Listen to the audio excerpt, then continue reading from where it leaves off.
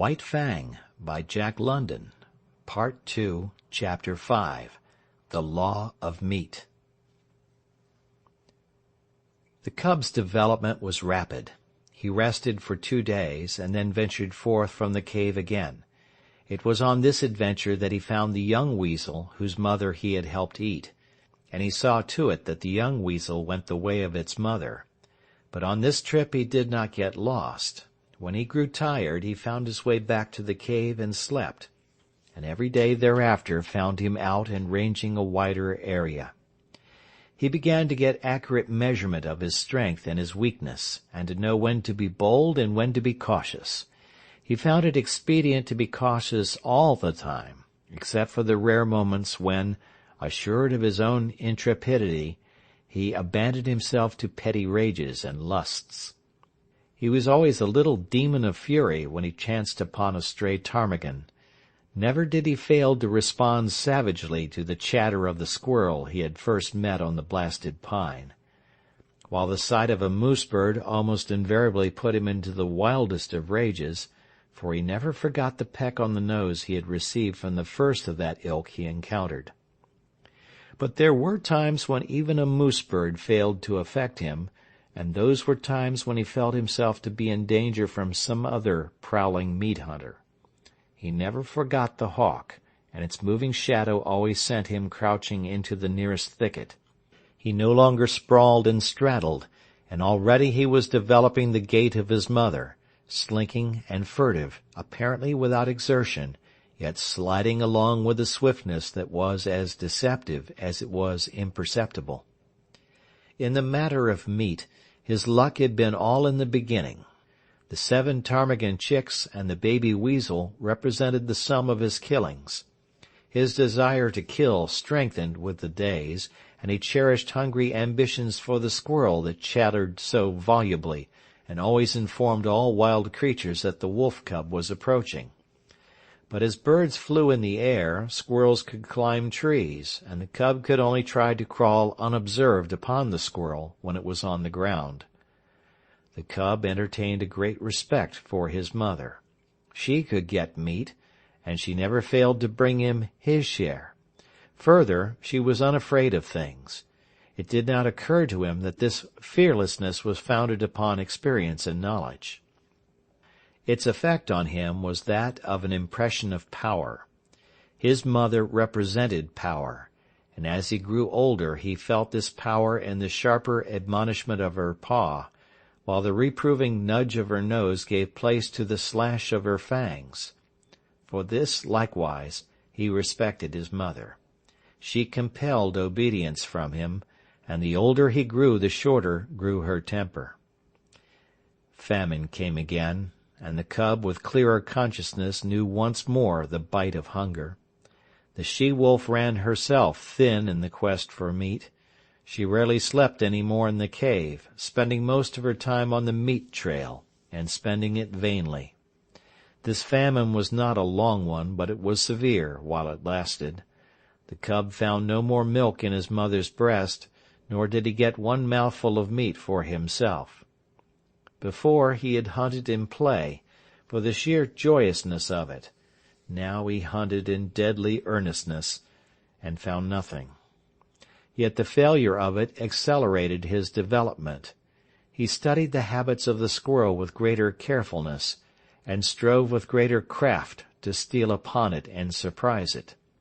He studied the wood mice and tried to dig them out of their burrows, and he learned much about the ways of moose-birds and woodpeckers. And there came a day when the hawk's shadow did not drive him crouching into the bushes. He had grown stronger and wiser and more confident. Also, he was desperate. So he sat on his haunches, conspicuously in an open space, and challenged the hawk down out of the sky. For he knew that there, floating in the blue above him, was meat, the meat his stomach yearned after so insistently. But the hawk refused to come down and give battle, and the cub crawled away into a thicket and whimpered his disappointment and hunger. The famine broke. The she-wolf brought home meat. It was strange meat, different from any she had ever brought before. It was a lynx kitten, partly grown, like the cub, but not so large. And it was all for him. His mother had satisfied her hunger elsewhere, though he did not know that it was the rest of the lynx litter that had gone to satisfy her. Nor did he know the desperateness of her deed. He knew only that the velvet-furred kitten was meat, and he ate and waxed happier with every mouthful. A full stomach conduces to inaction, and the cub lay in the cave, sleeping against his mother's side. He was aroused by her snarling. Never had he heard her snarl so terribly. Possibly in her whole life it was the most terrible snarl she ever gave. There was reason for it, and none knew it better than she. A lynx's lair is not despoiled with impunity. In the full glare of the afternoon light, crouching in the entrance of the cave, the cub saw the lynx mother. The hair rippled up along his back at the sight.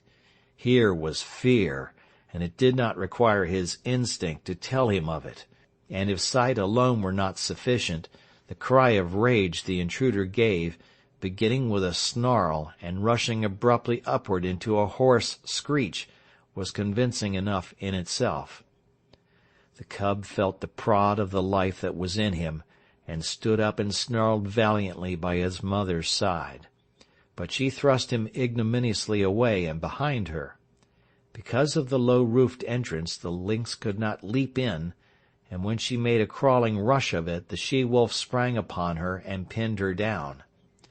The cub saw little of the battle. There was a tremendous snarling and spitting and screeching. The two animals threshed about, the lynx ripping and tearing with her claws and using her teeth as well, while the she-wolf used her teeth alone. Once the cub sprang in and sank his teeth into the hind leg of the lynx. He clung on, growling savagely. Though he did not know it, by the weight of his body he clogged the action of the leg, and thereby saved his mother much damage. A change in the battle crushed him under both their bodies and wrenched loose his hold.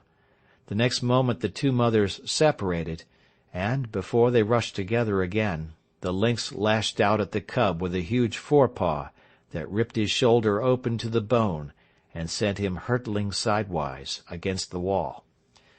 Then was added to the uproar the cub's shrill yelp of pain and fright.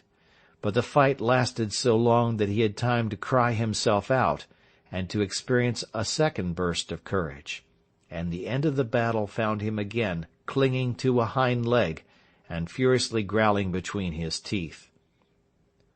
The lynx was dead, but the she-wolf was very weak and sick. At first she caressed the cub and licked his wounded shoulder, but the blood she had lost had taken with it her strength, and for all of a day and a night she lay by her dead foe's side, without movement, scarcely breathing. For a week she never left the cave except for water, and then her movements were slow and painful. At the end of that time the lynx was devoured, while the she-wolf's wounds had healed sufficiently to permit her to take the meat trail again. The cub's shoulder was stiff and sore, and for some time he limped from the terrible slash he had received. But the world now seemed changed. He went about in it with greater confidence, with a feeling of prowess that had not been his in the days before the battle with the lynx. He had looked upon life in a more ferocious aspect. He had fought, he had buried his teeth in the flesh of a foe, and he had survived. And because of all this he carried himself more boldly, with a touch of defiance that was new in him. He was no longer afraid of minor things, and much of his timidity had vanished, though the unknown never ceased to press upon him with its mysteries and terrors, intangible and ever menacing. He began to accompany his mother on the meat trail, and he saw much of the killing of meat, and began to play his part in it. And in his own dim way he learned the law of meat. There were two kinds of life, his own kind and the other kind. His own kind included his mother and himself. The other kind included all live things that moved. But the other kind was divided. One portion was what his own kind killed and ate. This portion was composed of the non-killers and the small killers. The other portion killed and ate his own kind, or was killed and eaten by his own kind. And out of this classification arose the law. The aim of life was meat. Life itself was meat. Life lived on life. There were the eaters and the eaten. The law was, eat or be eaten. He did not formulate the law in clear, set terms and moralize about it. He did not even think the law. He merely lived the law without thinking about it at all. He saw the law operating around him on every side. He had eaten the ptarmigan chicks. The hawk had eaten the ptarmigan mother. The hawk would also have eaten him. Later, when he had grown more formidable, he wanted to eat the hawk. He had eaten the lynx kitten. The lynx mother would have eaten him had she not herself been killed and eaten. And so it went. The law was being lived about him by all live things, and he himself was part and parcel of the law. He was a killer. His only food was meat, live meat, that ran away swiftly before him, or flew into the air, or climbed trees, or hid in the ground, or faced him and fought with him, or turned the tables and ran after him. Had the cub thought in man fashion, he might have epitomized life as a voracious appetite, and the world as a place wherein ranged a multitude of appetites, pursuing and being pursued, hunting and being hunted, eating and being eaten, all in blindness and confusion, with violence and disorder, a chaos of gluttony and slaughter, ruled over by chance, merciless, planless, endless. But the cub did not think in man fashion. He did not look at things with wide vision. He was single-purposed, and entertained but one thought or desire at a time. Besides the law of meat, there were a myriad other and lesser laws for him to learn and obey. The world was filled with surprise. The stir of the life that was in him, the play of his muscles, was an unending happiness. To run down meat was to experience thrills and elations. His rages and battles were pleasures. Terror itself, and the mystery of the unknown, led to his living. And there were easements and satisfactions. To have a full stomach, to doze lazily in the sunshine, such things were remuneration in full for his ardors and toils, while his ardors and toils were in themselves self-remunerative. They were expressions of life, and life is always happy when it is expressing itself. So the cub had no quarrel with his hostile environment. He was very much alive, very happy, and very proud of himself. End of chapter 5.